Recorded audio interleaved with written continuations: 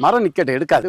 இந்த நாட்டு நவா மரம்னு சொல்றதம்மா. ஆமா, சின்ன சின்ன பழம் சத்துக்கள் நிறைந்தது. இந்த நவா மரத்தை எப்போதுமே நம்ம எடுக்கக்கூடாது. ஏன்னு சொன்னா நவா மரத்தினுடைய தன்மை பறவைகளுக்கு புகலிடம் மட்டும் கிடையாது.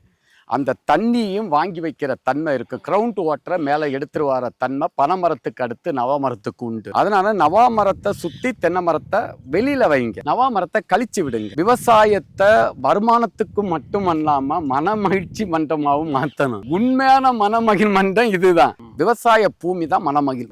ஆமா, கண்டிப்பா நீங்க நவ மரத்தையும் வேப்ப மரத்தையும் எடுத்துறாதுங்க. இது இருக்கட்டும். கிளைகளை கழிச்சு விடுங்க.